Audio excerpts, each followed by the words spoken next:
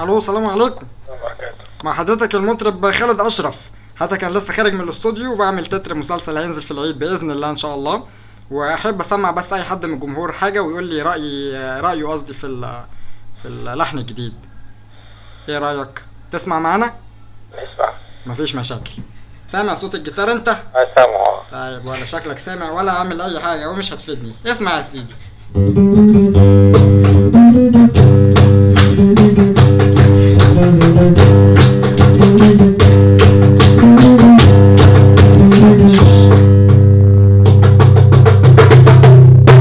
جود بوي هاني. ايوه يا باشا. ايه رايك في اللحن ده؟ بيبقى يعني بكل صدق كده تديله كام من 10؟ لحن ايه ده؟ نعم؟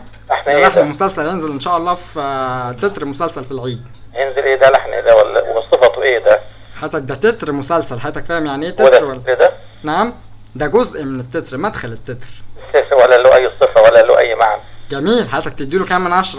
اديله ولا ربع من 10. ولا ربع من 10؟ طبعا. حضرتك قد الكلام ده؟ طبعا.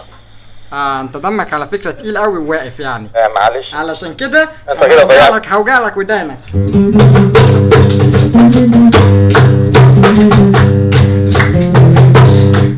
ايوه يا فندم، غيرت رايك عن اللحن؟ ماشي خلاص، خدت واحد. اضغط رقم 1 على التليفون. لا ما بضربش انا بس. ايه صوابعك مقطوع ولا ايه؟ بقول لك انت ايه، انت عارف انت بتتكلم مين؟ بلسانك. طيب دوس الرقم بلسانك. اضعف الايمان.